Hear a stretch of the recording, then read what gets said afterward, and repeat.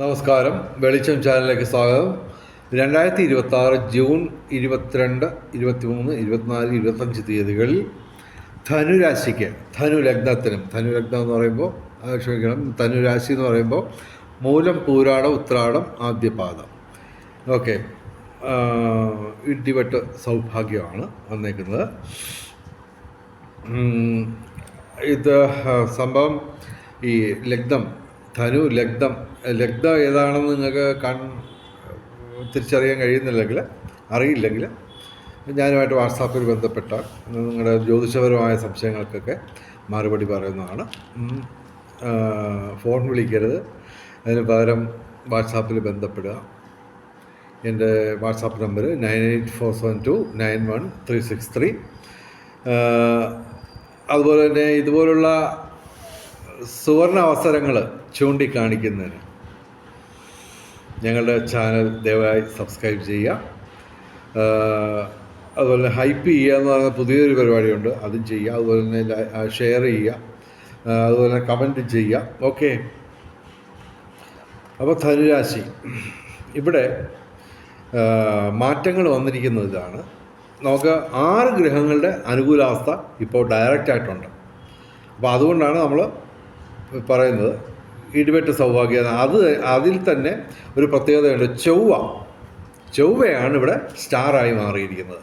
അതായത് കൃത്യമായിട്ട് പറഞ്ഞു കഴിഞ്ഞാൽ ജൂൺ 21 വെളുപ്പിന് 1:15 AM ചൊവ്വ ഇടവൻ രാശിയിലേക്ക് മാറും. ഓക്കെ, അപ്പോൾ ധനുരാശിക്ക് 4-ാം ഭാവത്തിലായിരുന്നു ഇതിന് മുമ്പ്, ഈ 21 മുമ്പ്. അപ്പോൾ അതിപ്പോൾ അനുകൂലമായിട്ട് വന്നേക്കാണ്. 6-ാം ഭാവത്തിൽ അനുകൂലമായിട്ട് വന്നേക്കാണ്. ഓക്കെ, അപ്പോൾ ഈ ചൊവ്വ എന്ന് പറയുന്നത് പാപഗ്രഹമാണ്. അപ്പോൾ ഈ പാപഗ്രഹങ്ങൾ അനുകൂലമാകുമ്പോഴാണ് നമുക്ക് ഇടിവെട്ട് സൗഭാഗ്യം വീഴുന്നത്. കാര്യം എന്ന് പറഞ്ഞാൽ പാപഗ്രഹങ്ങൾ അനുകൂലമായെങ്കിൽ ഇരട്ടി ശക്തിയോടെ നിങ്ങൾക്ക് അനുഗ്രഹങ്ങൾ കിട്ടും. അതുപോലെ തന്നെ പാപഗ്രഹങ്ങൾ പ്രതികൂലമാകുമ്പോൾ ഇരട്ടി ദോഷവും വരും. ഓക്കെ, അപ്പോൾ ഇവിടെ നമുക്ക് ചൊവ്വ അനുകൂലമായിട്ട് വരും. അപ്പോൾ ചൊവ്വയായിട്ട് ബന്ധപ്പെട്ട് എന്തൊക്കെ ഗുണങ്ങൾ, അതുകൂടാതെ ബുധനും അനുകൂലമായിട്ടാണ് മാറുന്നത്. ബുധൻ മാറുന്നത് ജൂൺ 22 വൈകിട്ട് 3:32 PM ബുധൻ കർക്കിടക രാശിയിലേക്ക് മാറുന്നത്. അപ്പോൾ അതും ഇവർക്ക് അനുകൂലമാണ്. ബുധൻ അഷ്ടമത്തിൽ ബുധൻ അനുകൂലമായിട്ടുള്ള ഫലം തരും. കൂടാതെ അവിടെ ശുക്രനുമുണ്ട്. പിന്നെ സർപ്പം, ശിഖി ഇവയും അനുകൂലമാണ്. ഓക്കെ, അപ്പോൾ മോശമല്ലാത്ത രീതിയിൽ അനുകൂലമായ അവസ്ഥ സൃഷ്ടിക്കപ്പെടുകയാണ്. എങ്കിലും ഒരു പ്രശ്നമുണ്ട്, ശനിയും വ്യാഴവും പ്രതികൂലമാണ്. ഓക്കെ, സൂര്യനും പ്രതികൂലമാണ്. ഓക്കെ, അപ്പോൾ നമ്മൾ ശനിയാഴ്ച വ്രതമെടുത്ത് ശിവന് ജലധാര, അയ്യപ്പന് നീരാഞ്ജനം, അതുപോലെ തന്നെ ശനിക്ക് എള്ളുവിളക്ക് അല്ലെങ്കിൽ അർച്ചന ഇതൊക്കെ നടത്തുക. ഞായറാഴ്ച ശിവന് ജലധാര നടത്തുക. വ്യാഴാഴ്ച മഹാവിഷ്ണുവിന് തുളസിമാല ചാർത്തുക. അലങ്കാരപ്രിയനാണ് മഹാവിഷ്ണു. അതേസമയം അഭിഷേകപ്രിയനാണ് ശിവൻ. അഭിഷേകപ്രിയനായ ശിവന് നമ്മൾ ജലം കൊണ്ട് അഭിഷേകം ചെയ്യാം. ജലം കൊണ്ട് മാത്രമല്ല, വേറെയൊക്കെ ഒരുപാട് ദ്രാവകങ്ങളുണ്ട്. അപ്പോൾ അതൊക്കെ ഏറ്റവും ലളിതമായിട്ടുള്ള കാര്യമാണ് ഞാൻ പറഞ്ഞത്, ജലധാര. ഓക്കെ, മഹാവിഷ്ണുവിന് തുളസിമാലയും ചാർത്തുക, അലങ്കാരപ്രിയനാണ്. അപ്പോൾ ഈ ചൊവ്വ കൊണ്ട് നേട്ടം എന്തൊക്കെയാണ്? ഭൂമി ക്രയവിക്രയങ്ങളുടെ നേട്ടം എന്ന് പറയുമ്പോൾ റിയൽ എസ്റ്റേറ്റ്.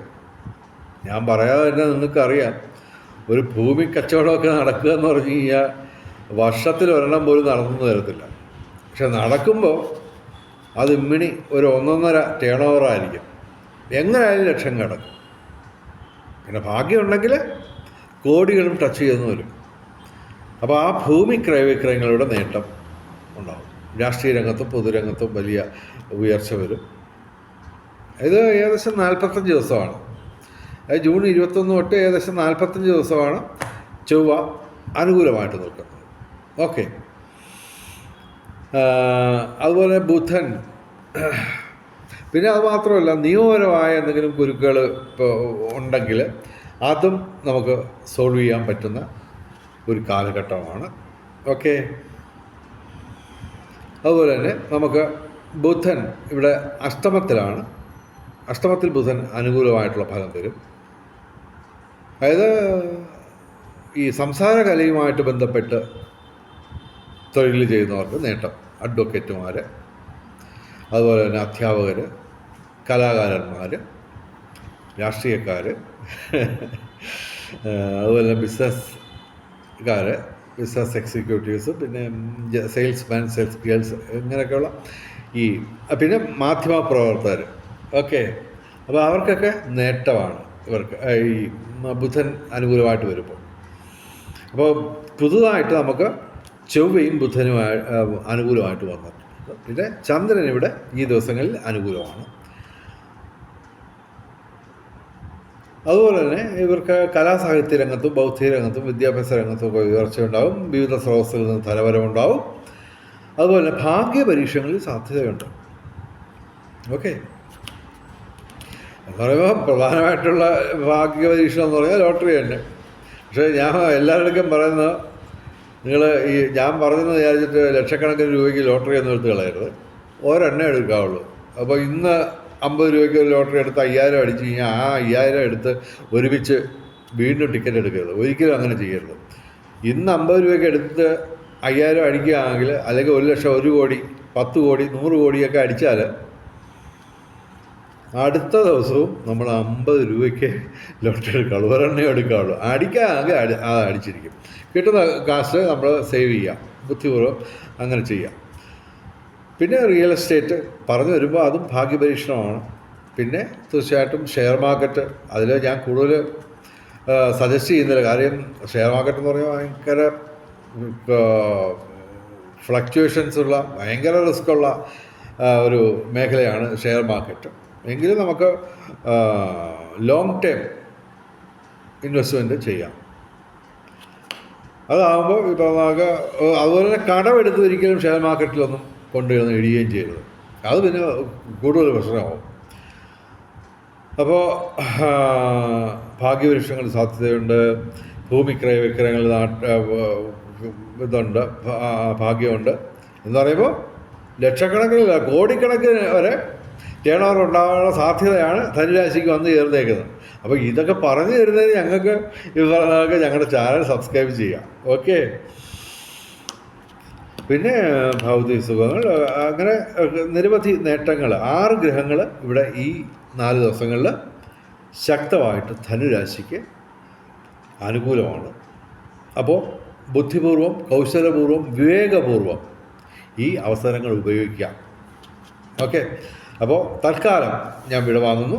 വെളിച്ചം ചാനലിൻ്റെ മുഴുവൻ പ്രേക്ഷകർക്കും സർവകാര്യ വിജയം, സർവവിധ സൗഭാഗ്യം, രാജകീയ സുഖഭോഗങ്ങൾ, അപ്രതീക്ഷിത ധനലാഭങ്ങൾ, അപ്രതീക്ഷിത സൗഭാഗ്യങ്ങൾ ഇവ ഗുരുവായൂരപ്പൻ അനുഗ്രഹിച്ച് തന്ന് വെളിച്ചവും ഐശ്വര്യവും സമ്പൽ സമൃദ്ധിയും വന്നു ചേരട്ടെ എന്ന് പ്രാർത്ഥിച്ചുകൊണ്ട് വീഡിയോ അവസാനിപ്പിക്കുന്നു. നമസ്കാരം.